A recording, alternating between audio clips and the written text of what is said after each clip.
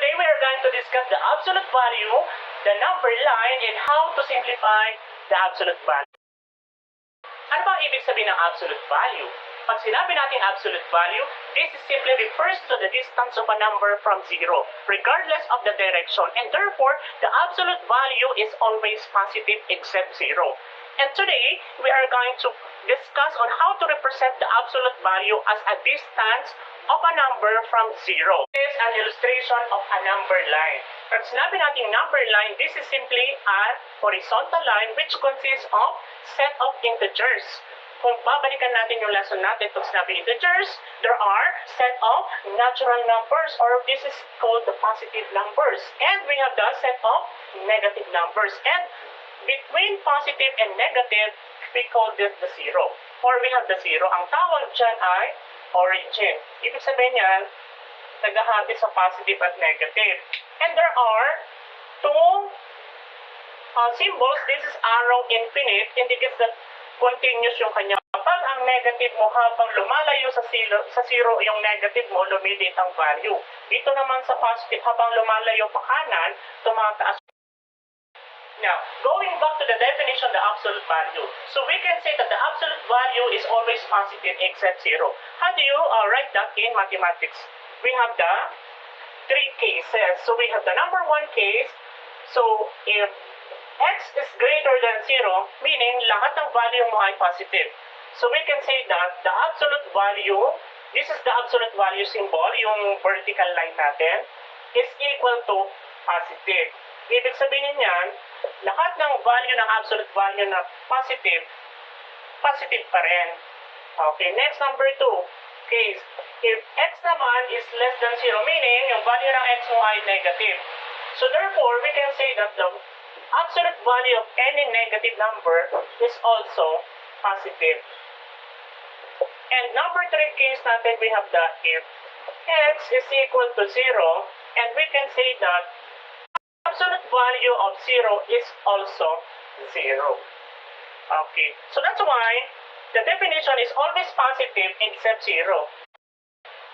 For example, case 1, we have the what is the absolute value of 5? And according to the definition, that is also 5, or that is positive 5. And how about number 2? What is the absolute value of negative 5? So therefore, the answer is always positive. Just simply copy, but the sign is opposite, or magbabago na siya. Okay, number 3. How about what is the absolute value of 0? Meaning, that is 0. Okay, kung babalikan natin, the absolute value, meaning nandito ka. Yung origin mo, that's why 0 yung sagot sa number 3, because hindi ka naman naglumakad either left or right, kaya stagnant ka lang doon.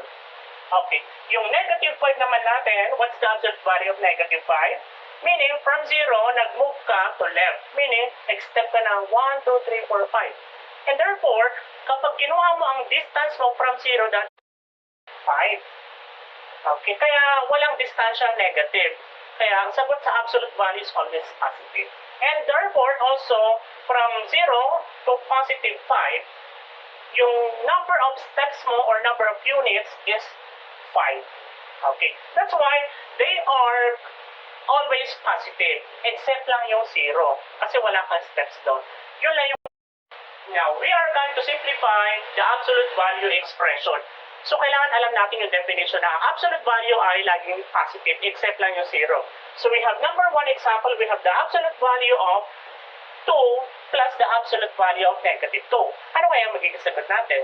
Just simply, the absolute value of 9 is simply 9 then, or positive 9. And the absolute value of negative 2 is simply 2 then.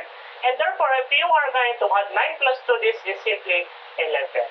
So, next, how about number 2? We have the absolute value of negative 7 is simply positive 7. And the absolute value of 2 is 2. Take note, the operation is simply minus, kaya you're going to subtract. 7 minus 2 is simply 5. We have number 3. What is the absolute value of negative 12 minus the absolute value of negative 5? So the first thing that you're going to do is simply, i-simplify mo muna sila doon sa loob ng absolute value symbol. So we have the 12, kasi positive pa rin yan. Since this is minus, copy the minus sign, and this is positive 5. And therefore, you can now simplify, just simply subtract 5 from 12, and that is 7. And then, how about number 4? 3, given na siya, we have the absolute value of 8 is simply 8 then.